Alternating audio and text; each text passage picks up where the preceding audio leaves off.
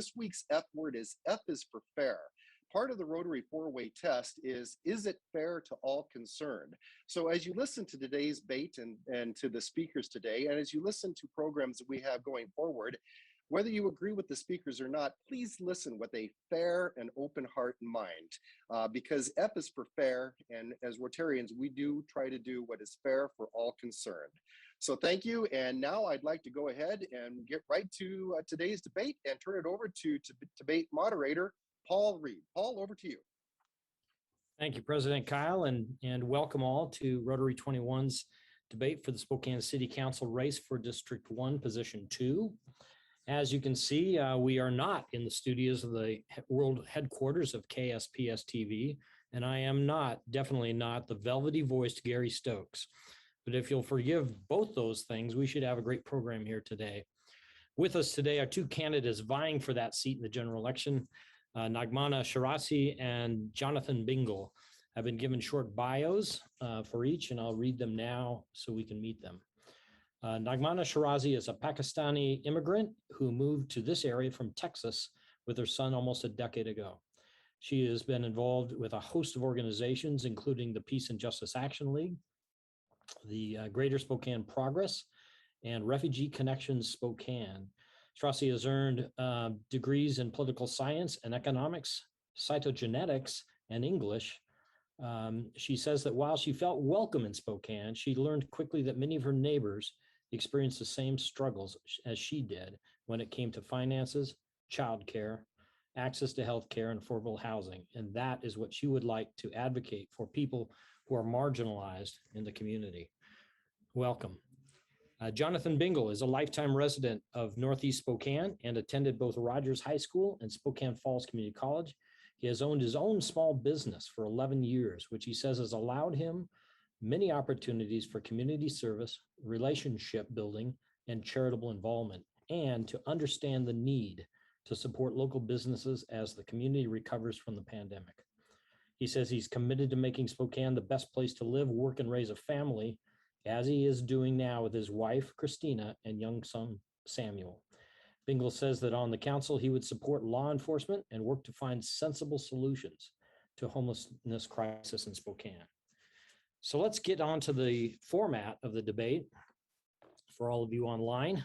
Our questions for today are all from Rotary Club 21 members anonymously and were compiled by the program committee's debate subcommittee.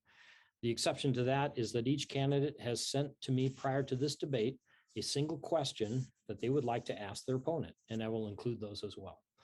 Each candidate will be given 90-second opening statement and a closing statement of the same length. A coin toss was conducted prior to the debate, and the winner of that coin toss was given the right to choose the order of those statements. During the debate, I will alternate who answers first to each question we ask. The first candidate will have 90 seconds to answer that question, after which the opponent will have 45-second rebuttal.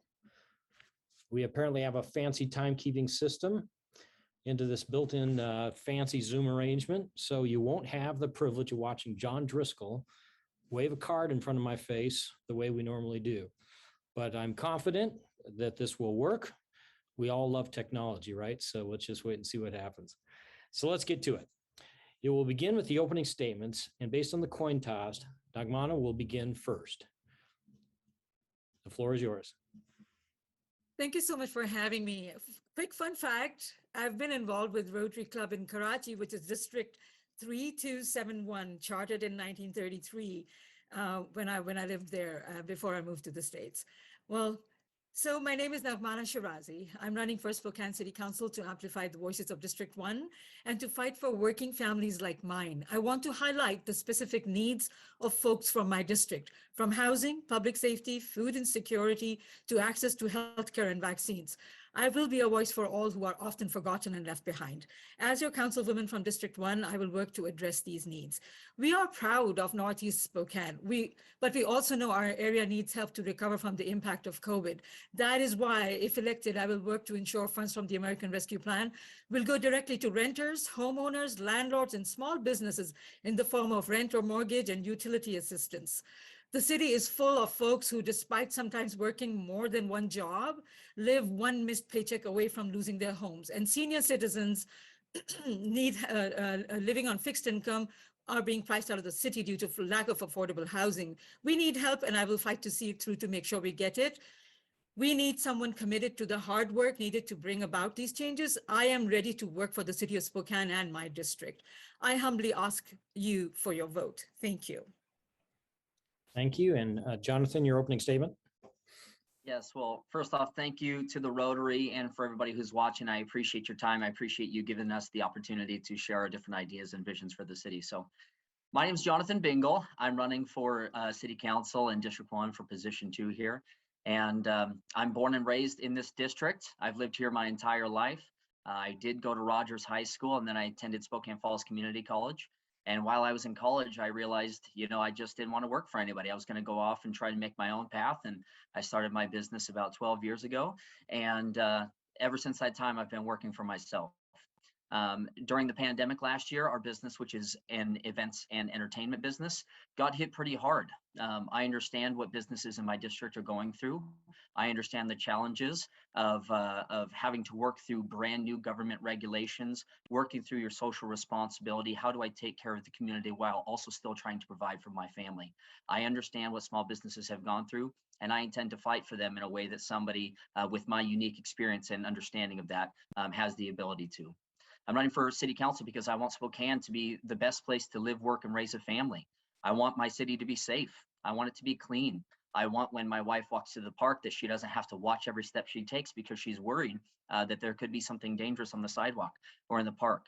I want my son to grow up in a place that he can be proud of and in a place that his family is always called home. So for those reasons, I'm running for City Council, and I hope you vote for me.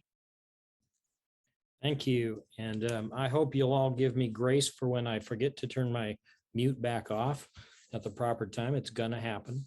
But let's get going with the questions. And we'll start with a topic that's it's really high in the minds of a lot of folks right now, and that's the homelessness challenge and really housing in general.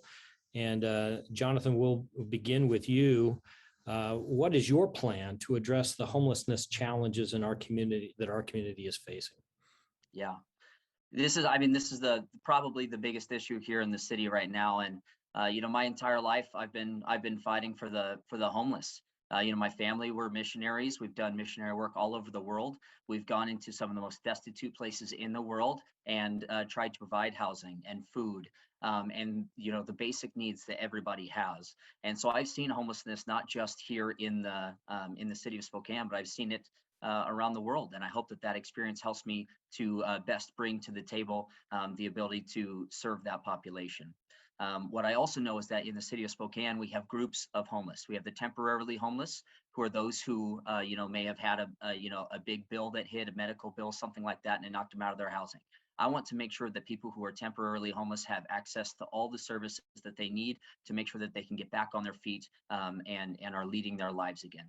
When it comes to our chronically homeless population, what I understand is that with our chronically homeless, we have severe addiction and mental illness. What I want to do is I want to focus on treatment first programs that are actually delving into the individual and helping them to heal what is broken inside of them. Because what we don't have when it comes to the chronically homeless is a housing issue.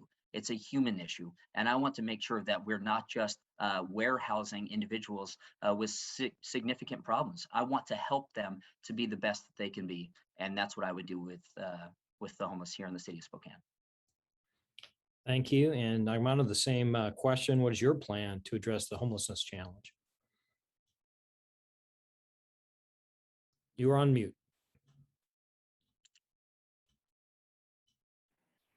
Well, we got that one out of the way. Hopefully that was the first one. First of all, my opponent keeps calling it a human issue. It's not. It is a housing issue. We have a homeless situation here. The majority of folks on the street right now are Spokaneites. They're not people coming in from Seattle or Idaho or anywhere else. These are people who are suffering from being priced out of their homes. We need solutions to make sure people stay home.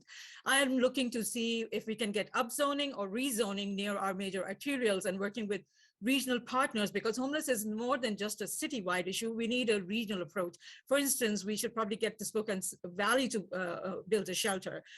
We need more available beds, more low barrier shelters, more space available, and making sure we start building affordable houses and get people to with mental health issues and with wraparound services along with these shelters. Thank you. Thanks. And next question is back to you, Nagmana. How would you describe your philosophy towards homelessness assistance with respect to low barrier assistance versus others, such as Union Gospel Mission's approach to sobriety? So here's the issue. When I was working at Gonzaga, and fact is I'm a Muslim, so I don't want to be placed into a shelter if I need to go to one, God forbid. And I hope that's the same for everybody else. But fact is, I live one missed paycheck away from being on the street. But when I worked at Gonzaga, we were trying to get these things in place. And a lot of folks turned around and said, but Nagmana, I'm Catholic. I don't want to go to this shelter or that shelter because it's against my religious beliefs and I'm being forced on. That's being forced on me. So having low barrier shelter right now is a priority for me, because we are soon going to have eviction moratoriums ending at the end of this month, for instance, and we're going to see people get snow on the ground. And so what's going to happen with all these folks when these eviction moratoriums end? So my philosophy is we need to create stability. So the ARPA dollars, as they're coming in, I know we have dispersed something like $5.3 million to help rental assistance. This money needs to go to the landlords. We have another 15 point some odd million dollars coming in.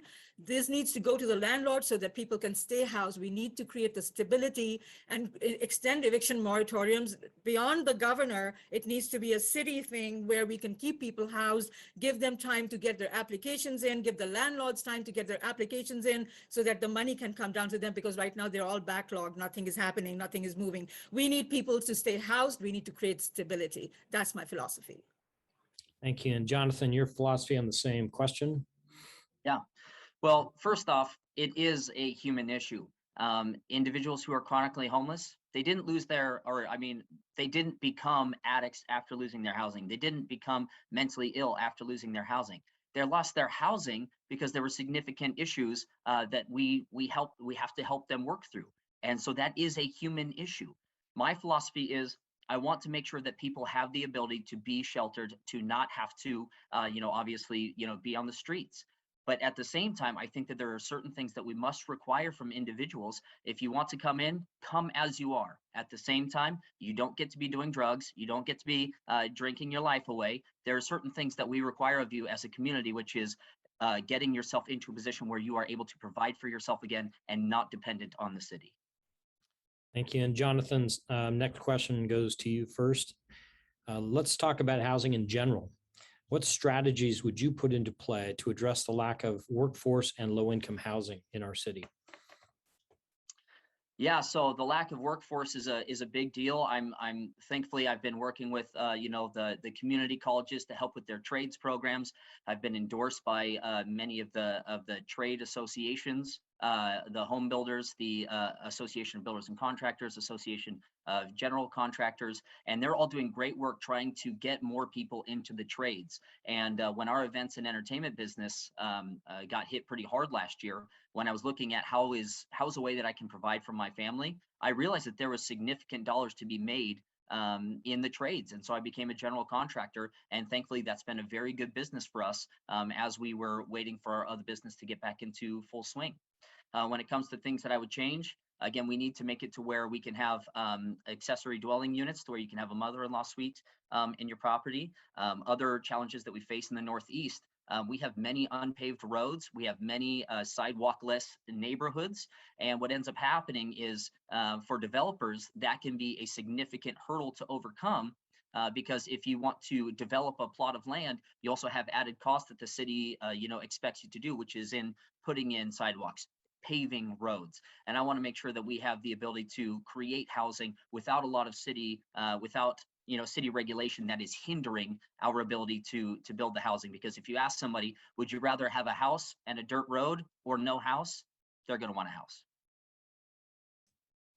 Nagmana, your response again, what strategies would you put into play to address the lack of workforce and low-income housing in our city? Well, workforce development is a big issue that I have been helping literally since I moved to Spokane 10 years ago. With every single position that I've worked at, this is something that has been a priority. We do definitely need to build affordable housing. In my district, people are more concerned about staying housed. In my district, people are about making rent and putting food on the table. They cannot afford $400,000 homes as the realtors are proposing to build, or something to that effect. People like me, I can only afford a $180,000 mortgage, and right now I can't buy anything like that. We need to be looking at affordable housing available for everyone to be able to be housed and stay housed. Thank you. And so the next question is to you, Nagmana. Do you support providing renters with additional rights and protections, a form of which the City Council recently proposed? If so, what sort? Yes, I do believe yes, if we need to extend moratorium extension at the city level beyond the governors. I already talked about that a little bit earlier, but tenant protections at the city level have been stalled for years due to lack of support from council members. Tenants have participated in numerous forums, stakeholder meetings, and have continuously struggled with making their voices heard. In Spokane, more than 50% of residents are tenants. BIPOC and disabled community members are disproportionately tenants. The policies we need, as I said, the first thing we need to look at is moratorium extension at the city level for protection beyond the governor, and then protections from retaliation when reporting code violation or housing discrimination. And of course, I would very much like to see our ARPA dollars being used to go to renters, and also to help the small businesses in our community. 30% businesses went under in Spokane, District 1 last year. And that was basically because people couldn't afford to pay their mortgage or couldn't afford to pay their rent. And you shouldn't have to struggle with, once you've paid your rent or your mortgage, once you've paid your daycare, there's nothing to flex back on except on, food and medicines. And we do need protections in place from eviction. Thank you. Thank you. And Jonathan, same question. Would you like me to repeat it? No, that's okay. I want to speak on some of the things that Nagmana said. So as a person whose business struggled mightily last year, it wasn't because of rent payments. It was because of government regulations that forced our businesses to close. And so rent isn't the reason why businesses went down. And on BIPOC homeownership, this is one of the reasons why I do want to focus on homeownership so much in the city, is because 80% of businesses are funded through home equity lines of credit. Black homeownership rates in the city of Spokane are at 24%, while white homeownership rates are at 65%. If we want to see significant changes in generational poverty and generational wealth, it begins at homeownership. And that's why my plan focuses on homeownership, helping renters transition out of renting into homeownership. And the plan from the realtors isn't building $400,000 house. It's workforce housing, 2-bedroom, 3-bedroom, 1-bedroom, 2-bath. Thank you. And let's move on to the related topic of growth. And we'll begin with you, Jonathan. How well prepared is our city for the level of growth we have seen in recent years? What would you do to respond to that growth? Yeah, so government really exists for a couple reasons, which is public safety and infrastructure.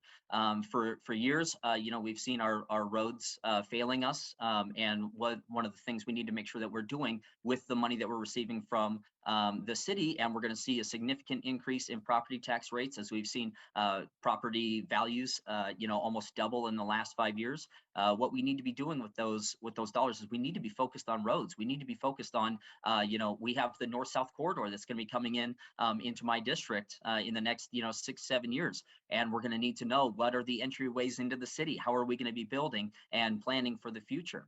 Other things that we need to do, we already know that we're down tens of thousands of housing units in the city of Spokane. And without the housing to house people here in the city of Spokane, we're going to see a lot of people leave. We're going to see a lot of native Spokanites being pushed out as we have people moving here if we don't increase our housing supply.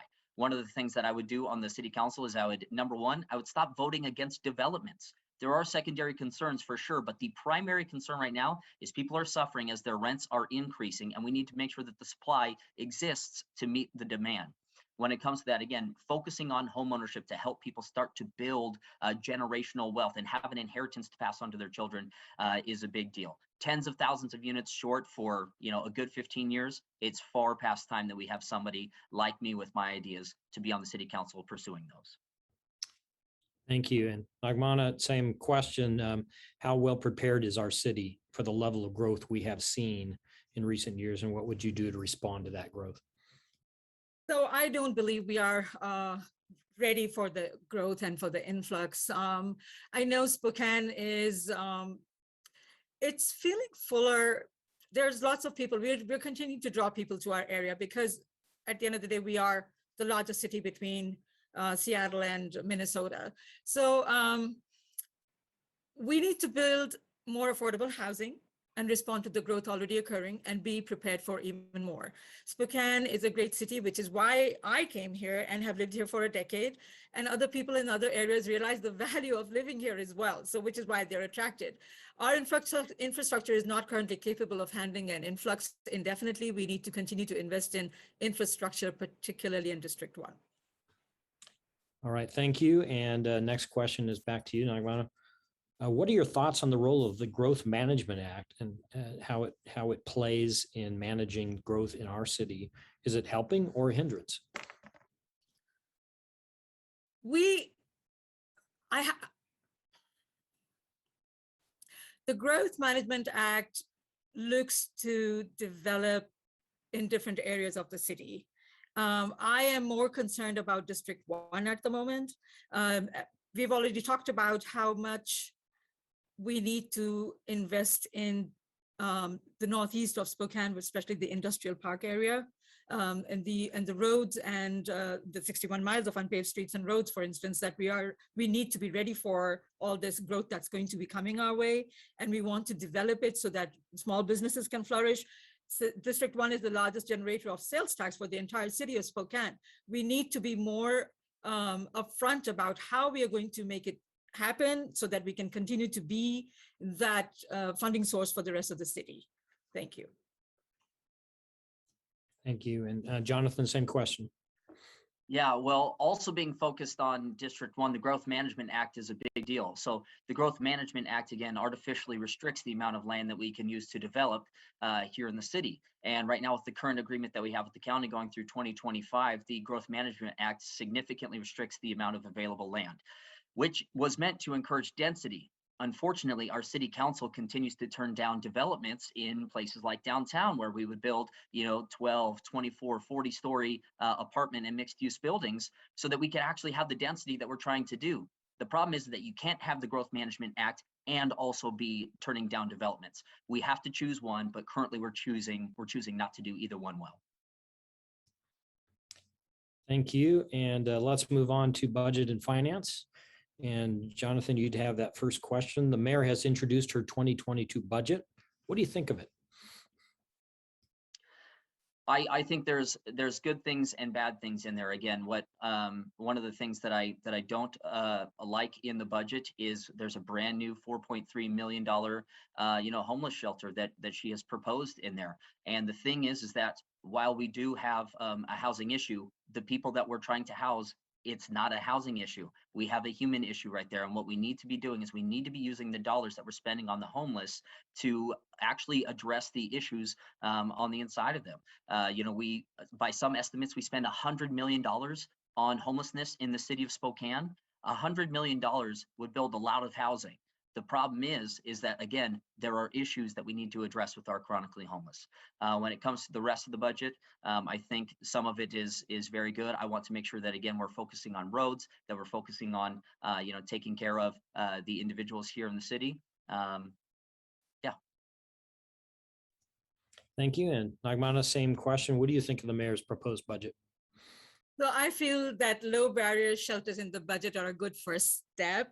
But unless we have wraparound services and more low barrier shelters dotted around the city where the need is there, it will not fix the problem. So these needs to be, the shelters need to be easily accessible near at least a bus line and where people can walk down a mile to grab a dollar burger if they want to. We need to increase public safety budget because we need to incorporate more mental health services into public safety. So it's a good first step. But it's not enough. It needs to be a little bit more, and she needs to definitely think about incorporating mental health services into public safety. Thank you.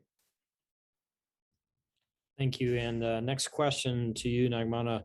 Longer term, so that was the current year or the next year's budget. Longer term, how would you describe the health of the city's finances? What in your mind should change long term?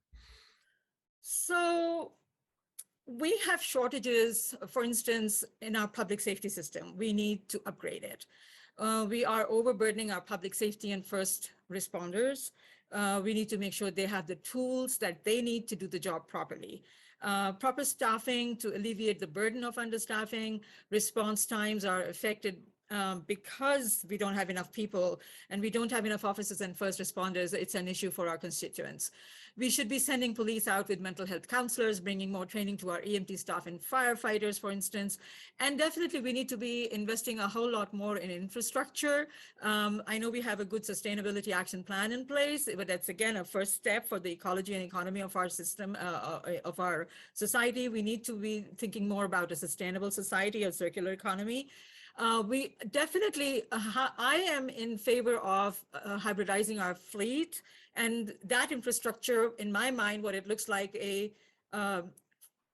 light rail system, maybe hybrid or electricity, whichever, probably hybrid in my mind, that kind of circumnavigates the whole city so that in 30, 40, 50 years down the road, when we're done with infill, we're done with growth, and we are going into sprawl, we are ready for our commuters so that we don't leave as much of a carbon footprint, and it reduces commuter time, and people can actually, go from point A to B without having to spend hours and hours on the freeway. So that's the first thing that I would do. Look at our infrastructure, affordable housing, and that's a definite, a given.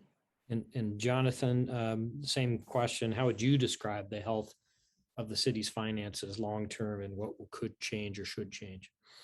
Yeah, well, we have, significant amounts of debt here at the city, and those are things that we need to make sure that we're focusing on because, paying down debts, paying interest on debts, those are things that take away money from being able to actually invest in different parts of our city.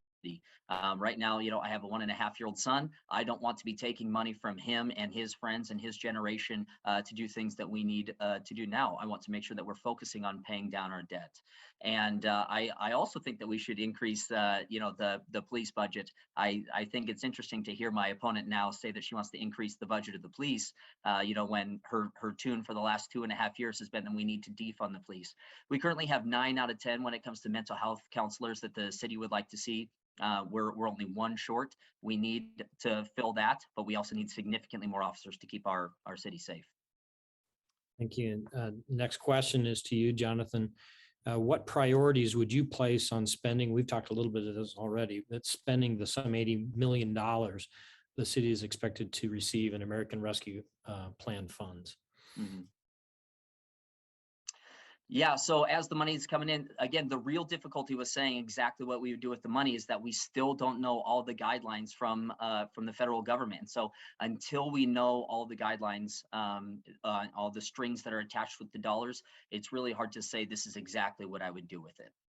But if there were no strings attached, I would focus on making sure that, as I'm doorbelling, down along Freya, it's not even gravel roads. It's like dirt and rock roads that need to be fixed. We need sidewalks in those areas of town as well, so that people can walk safely alongside the roads, as opposed to having to walk through weeds or potentially stepping out into the road. Making sure that we're funding the developments that the city of Spokane, and particularly in the Northeast, that we've been neglected for so long. We need to make sure that we do that.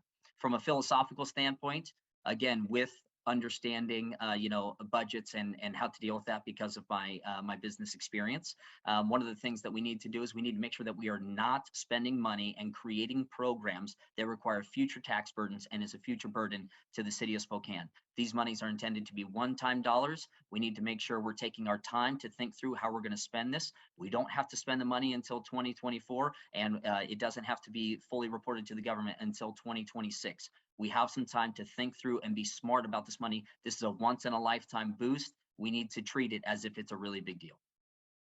Thank you. And Nagmana, same question. What priorities would you place on those American Rescue Plan funds? So first of all, I do want to make sure that people understand, I never have said, whether 2.5 years or 10 years or now, that I want to defund the police. I am against defunding the police. Putting money into our public safety is a real big deal for me, because it talks about firefighters, and we talk about community-based policing, and we talk about getting people the tools that they need to do the job, like the EMT, etc. I don't believe in giving a blank check with taxpayer money to do carte blanche with whatever people would want to do. But I want to definitely see the ARPA dollars used for health and human services first, and then for the rest of it. And no, we cannot wait for the next 6 years to be able to do that. People need help right now, and we need to get the money over to them right now. Next question is back to you, Nagmana. What else can the city, outside of those funds, what else can the city do to help businesses negatively impacted by the pandemic and lockdowns and mandates, especially in the hospitality, retail, and performing arts sectors? What can the city do to help them? There is a lot the city can do. We have a thriving community of artists and lots of cultural aspects to our diverse community that we are building and growing here in Spokane. I think highlighting those and having more cultural events, definitely. We don't have to depend all the time on the ARPA dollars for that. We have enough patrons of the arts and people who have interest and capacity to do stuff within the community. We as a community can come together and do a lot of things within the city. The city can take advantage of that. It can ask for proposals, ask for whatever avenues that we haven't explored before. Spokane Arts is one organization. APIC just sent out a newsletter saying, like, we are starting this week-long cultural activity thing, which is going to culminate in a 2-day dance party thing. So just bringing community together on different aspects. The Hilliard Library, we have the Hive. I would love to see more little establishments of that nature popping up around the city. Maybe every library could have something like that. It's a training facility, and it's a place for artists to have their residencies. And so there is a lot that we can do to help the city grow in the cultural and artistic aspects. Thank you. Jonathan, same question. Well, as someone whose business is in those sectors, what I know is that our biggest struggle right now is finding employees. And so what I think that the city could do is when it's looking at its individuals who are receiving unemployment from the city, what they should do is, if you are able-bodied and capable of working, you should not be receiving unemployment dollars at this point. There are more open jobs than there are people on unemployment. If you are able-bodied, you should be at work by now. And thankfully, we have tons and tons and tons of businesses that are hiring, and the city should do everything it can to encourage people to get back to work. Thank you. And Jonathan, we're going to shift now to, for a moment, to sustainability and the environment. And you have the first question. Do you support efforts at the city level to reduce greenhouse gas impact as a community? If so, what are 3 new ideas the city can pursue? Yeah, I mean, obviously we only have one Earth. We need to make sure that we're taking care of it. But I do see some real problems with the direction the city is going right now in its sustainable action plan. What the original version of it said that they were going to eliminate natural gas, and many members of the city council, including and my opponent as well, signed on to that sustainable action plan that would eliminate natural gas for new residential and commercial buildings by 2023.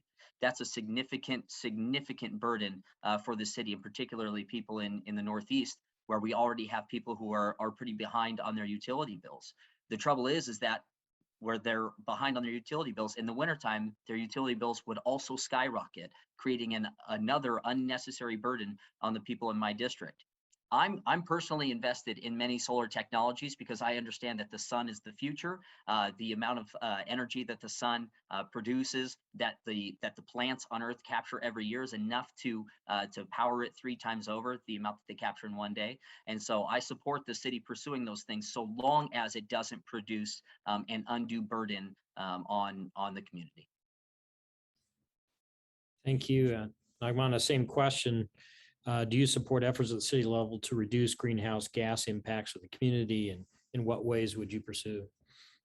I absolutely think that the sustainability action plan that's being put in place as a first step is great. It needs to be built upon. We need to do a lot more in my district, for instance, increase the tree canopy. We're continuing with the hybrid vehicles, electric vehicles, modernizing our fleet better, and promoting better public transit, increasing walkability and bicycle friendly trails and walkability. So that's a definite progress that I would like to see. I feel the issue with the gas hookups that my opponent is talking about, those are not, I know we voted it down, but still it is an important issue to remember that anybody who wanted those could have put in a request and they would have been granted those. Okay. Next question is back to you, Nagmana. What would you do to help improve the health of the Spokane River? Do you support efforts to reuse treated wastewater at places like golf courses? Yes, actually, I think that's a great idea. Working with the Lands Council, Spokane 350, these are great organizations that have invested a lot of time listening to them and supporting their efforts to maintain the health of the river, for instance, ensuring polluters of the river are held accountable, supporting the sustainability plan again. This will help the health of the river, sustainability, ecology, and that is something that actually my opponent does not support. But yes, recycling water is a great idea because, and then of course, definitely increasing the tree canopy for sure will help reduce not just evaporation, it also cools everything down. So that I think I would be very in favor of that. Jonathan, same question. I actually do support keeping the river clean. Like I said, I have a 1.5-year-old son, and one of the things I want him to be able to do is I want him to be able to fish. I want him to be able to enjoy the river. I don't want him to be worried about it being polluted or having any sort of contaminants in it. And the city of Spokane a couple of years ago, sued Monsanto for dumping chemicals in it. So the river is a big deal to the health of the city, both physically and emotionally. The river is a big deal. I want to make sure that every effort is being maintained to keep pollutants out of it, to make sure that we are seeing fish come back into the area. The river is the heart of the city and needs to be treated as such. Thank you. We've reached that place where we're going to interject the 2 questions our candidates have provided. For these, we will not have rebuttals, so you'll each have 1.5 minutes to answer the question from your opponent. We'll start with a question that Jonathan has provided to us for Nagmana, and it says, considering the regulations and proposals to ban natural gas would only make housing and utilities more expensive for Spokane families, which is more important, addressing climate change or making housing and utilities more affordable?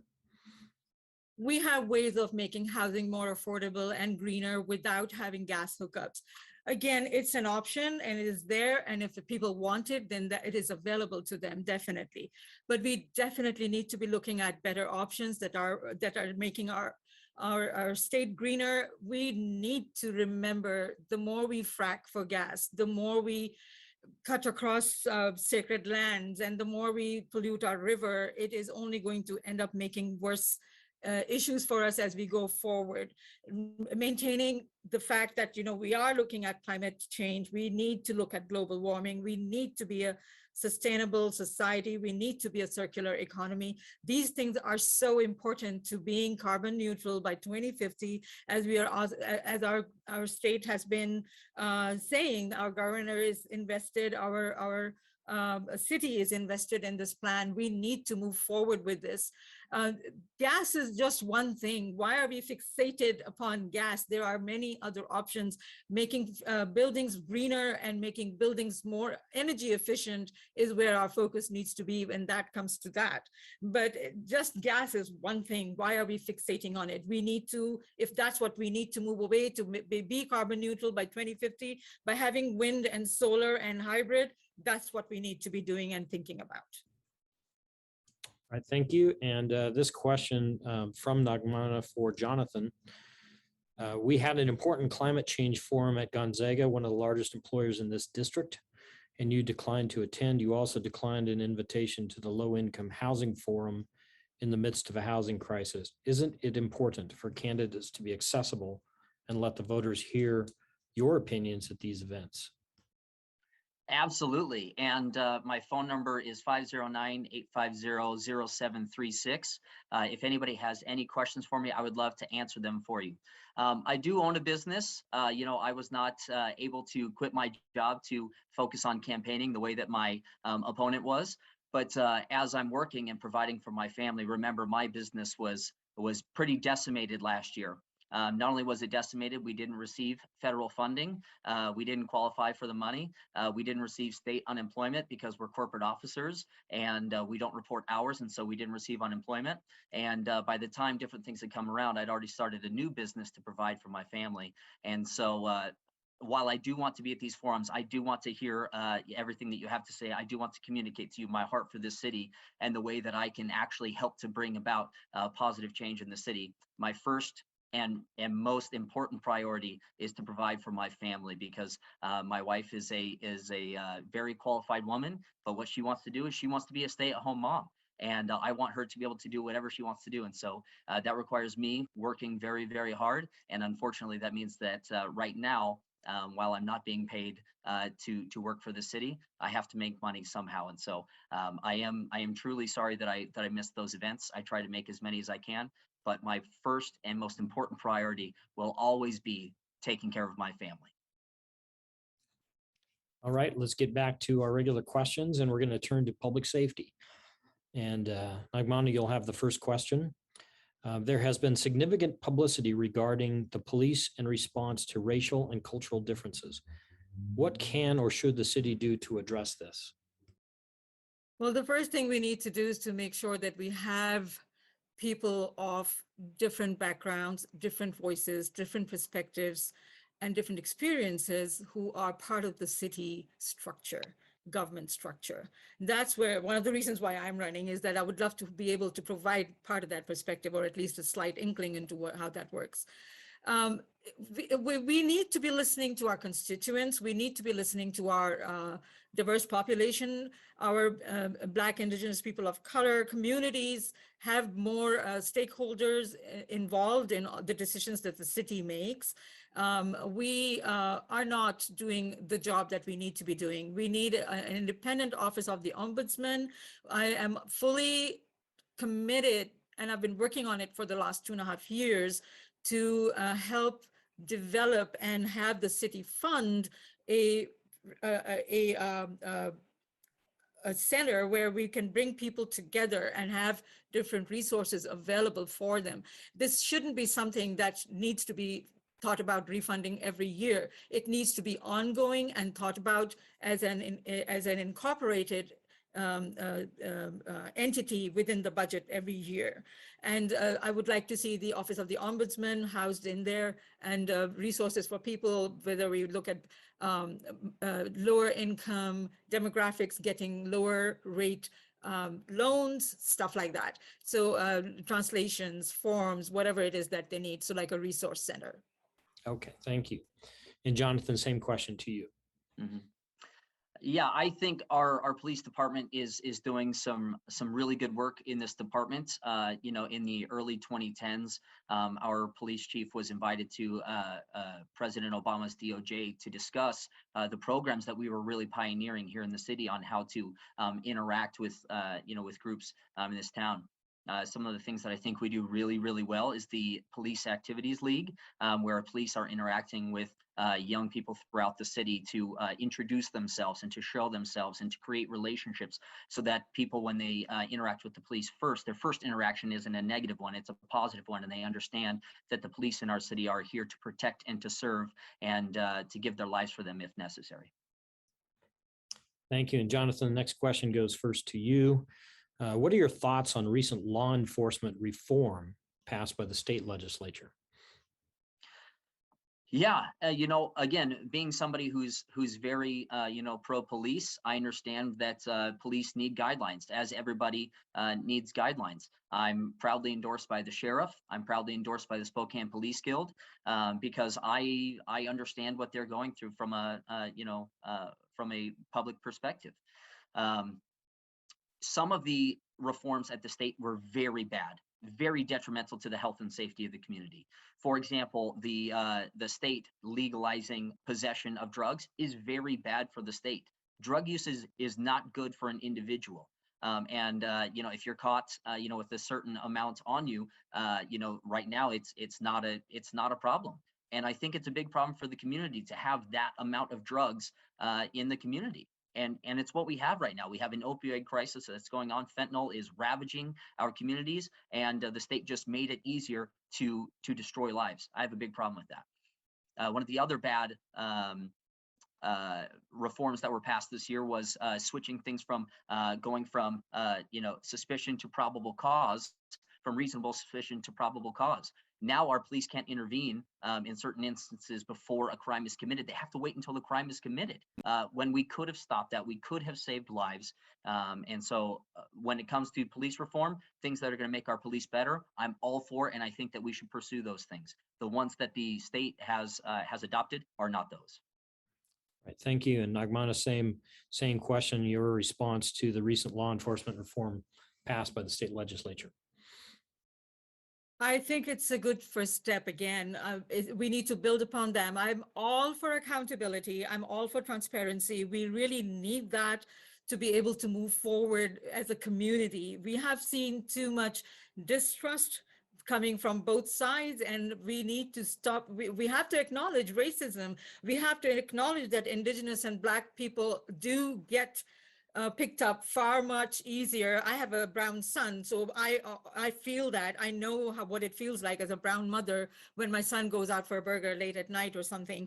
And so these things are important to consider and remember that there is a reason why these reforms are being put in place. And by the way, I worked at the opioid treatment program with the Spokane Regional Health District for a number of years, and opioid addiction is something that we need to be thinking about very, very strenuously all the time. And those are all legal prescriptions that are given out. The marijuana was legalized, not opioids or fentanyl. Okay, so we're going to move on quickly. We're running out of time to a little bit of role clarity for the council. Oh, I'm sorry. Go ahead, Jonathan. That's all right. I'd like to use my 1 minute wild card here if I could. You may. All right, so my opponent says she's all for transparency. That's great. She's endorsed by a number of groups that are opposing public transparency when it comes to negotiations between the city and unions here in the city. She's endorsed by those groups that have rejected basically what 80% of my district, 84% of my district, they want that transparency. When it comes to transparency, a direct quote from my opponent says that she supports the Black Lives Matter call to defund the police. This was just last year. When she says she has never called to do it, That is an outright lie. She called for it explicitly, and many times over she has. One of the reasons why I'm running is because, again, I want to make sure that our community is as safe as possible. I want our police to have the resources and the funding necessary to do it and do their job well. Not only that, the person who has endorsed her campaign, Kate Burke, explicitly came out and said that all cops are racists. That's not a person that we want who's defining police policy here in the city of Spokane. And if she is like the person who handpicked her for this position, it's going to be very dangerous for our community. So let's move on now to the council's role. And Nagmana, you'll have this first question. In recent years, the city council has proposed legislation that actually conflicts with state law. Where do you draw the lines between the duties of a city council person and a state legislator? That's a really interesting question, and I completely understand where you're coming from on that one. Like you're mandated by the city, by the state to do certain things, and there's this legislation. And for instance, let me talk about the eviction moratoriums that I was like the governor just wants to withdraw them by the end of this month. I want to see the city focus on making sure that people stay housed and that the renters and landlords, whoever needs the money and they need the time to get their applications in. So this is one instance where I would suggest that the city step in and do what's needed for the city. It has to be done in conjunction with what's needed for our city. It is a good thing to have an overall umbrella of legislation, but definitely we always need to look at what's working for us and what's not working for us. And that, I think, is a very important place where stakeholders and constituents and residents can come up and say that this is what we need, and the city council, that's our job, to listen to people and to kind of take it from there and see what works best within those regulations and legislations. And building good relationships is another thing. I feel we have the capacity to do good, and there are definitely lines, as you said, that can be blurred, but we work within the mandates and the legislation and doing work which is best for our city. All right, thank you. And Jonathan, same question. Would you repeat the question for me? Yes, I will. In recent years, the city council has proposed legislation that conflicts with state law. Where do you draw the line between the duties of a city council person and a state legislator? Yeah, so we understand our community better than state, legislators understand our community. When it comes to things that are important here in this city, I think the city should be leading the way when it comes to legislation that affects us. If the state were to impose something, for example, like a vaccine mandate, I think that's something that the city should fight against, because they don't know the community the way that we do. They don't understand how many police officers and firefighters that we could potentially lose if a vaccine mandate is actually put into place. While those might be very good things, vaccines are very good things. The trouble is that there are reasonable objections to getting a vaccine, and forcing vaccines on people is a real problem. This is an area where the city should step in and impose its own legislation. Okay, thank you. And Jonathan, next question is to you. The strong mayor form of government can sometimes limit the ability of the council to affect certain change. How would you go about navigating those separation of powers to advance your priorities? Yeah, it absolutely does affect the ability for a mayor to affect change or to stop change. Because one thing we need to understand is that change is not necessarily an inherent good. There is good change and there is bad change. And unfortunately, right now, what we have is we have a supermajority on the city council that can pass whatever legislation it wants, and the mayor cannot stop it because you can't veto a supermajority. And even with 2 no votes, it's still a supermajority. With 2 no votes, the council can still councilmatically increase taxes in certain regards that the mayor cannot stop. And so while the mayor can inhibit change, sometimes that's a very good thing. We do need to stop bad change. That's one of the reasons why I'm running for city councils, because there's such an imbalance of power, such an ideological imbalance on the city council. What's happening right now is we're seeing some very bad issues in the city of Spokane being exacerbated. And so I support the mayor. I've been endorsed by the mayor. I want to get elected because I want to help be able to stop some bad legislation and actually allow her to be effective in the community. Because right now with the city council that we have, it's very difficult for her to follow through on some of her promises, not just on her promises, but things that are actually good for the city, because ideologically the city council is so different from many in the community, and it doesn't seem as if they care to hear our side of the story, and that's a big problem. I'm on the same question. Would you like me to repeat it? No, I'm okay, thank you. So building relationships with the mayor's office is very important, and the separation of power is very important. The US Constitution is a great example of checks and balances, and we have a similar structure at the city level. I am a coalition builder, and I like working with people and working to help the mayor understand where the city council is coming from is very, very important. For her to understand what her constituents are saying is very, very important. So I'm hoping to build these relationships as we move along, and build these relationships within the council as well as the mayor's office, so that we can do the work that needs to be done at the city level. Thank you. And a couple of final questions. One, and this goes first to you, Nagmana. Give one concrete example of when you have worked with someone from another political party or belief system to get something done. I'm smiling because, I mean, I do this every day.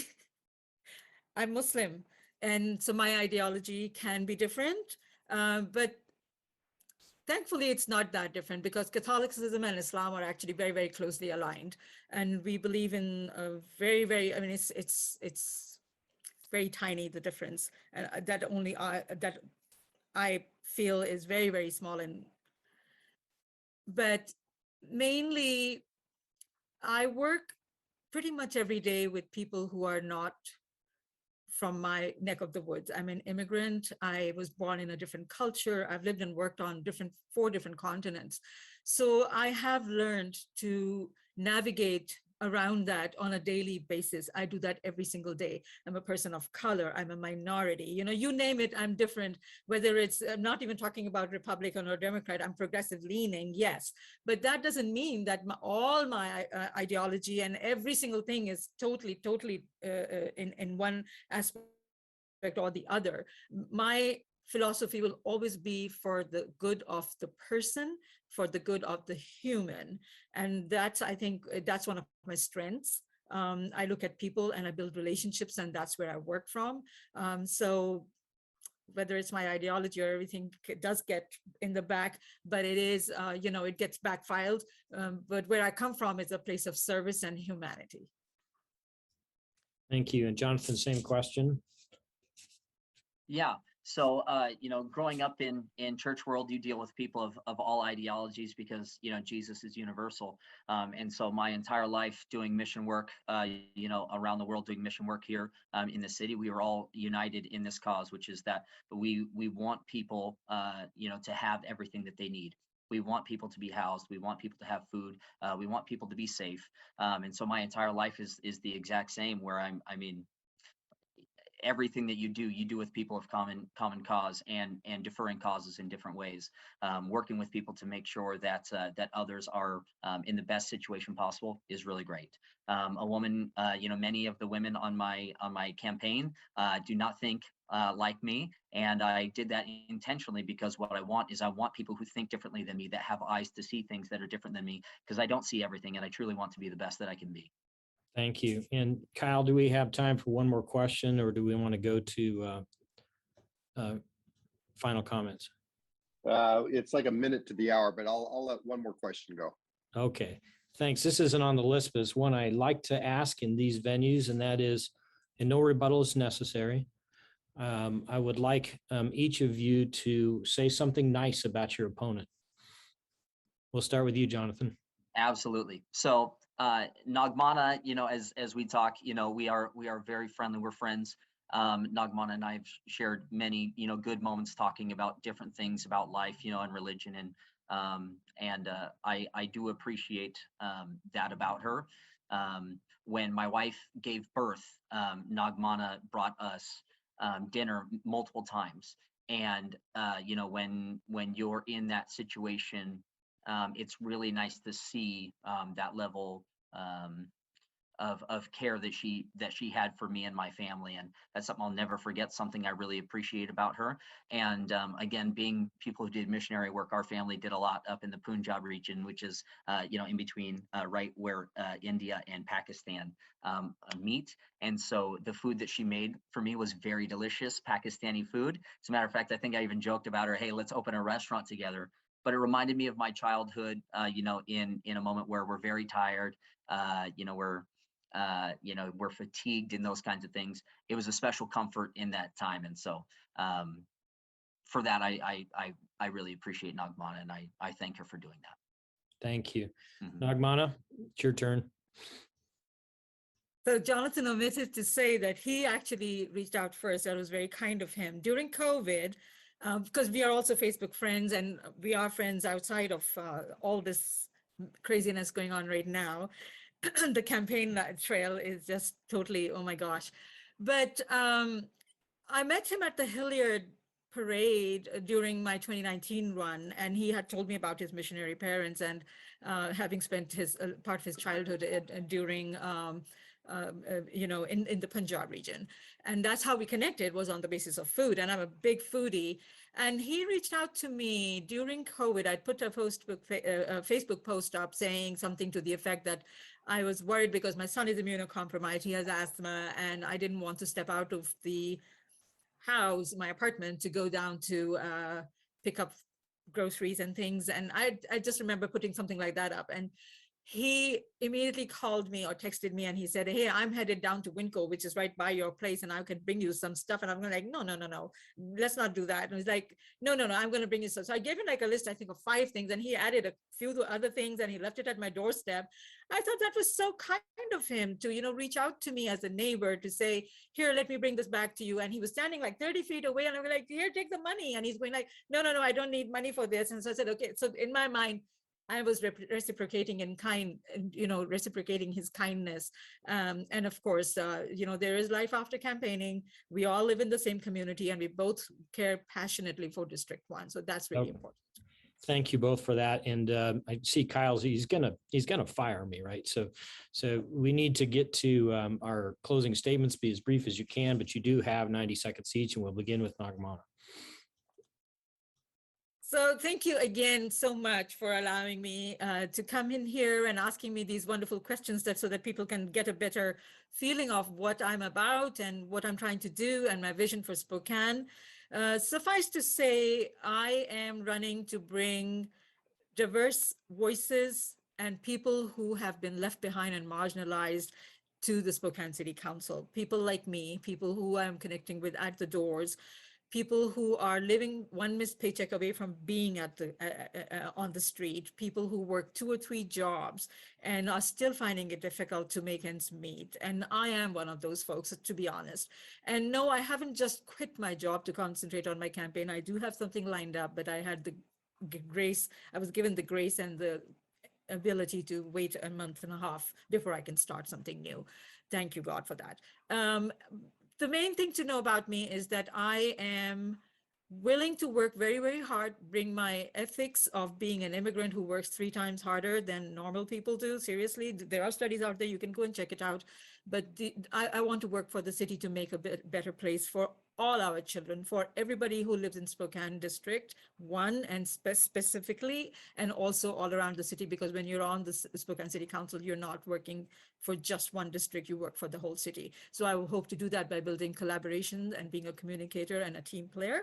And so if you can fall behind these values, please vote for me. Thank you. Thank you. And final statement from you, Jonathan. Yes. Well, again, thank you to the Rotary Club for putting this on. Thank you for having us. Thank you, Nagmana, for being here.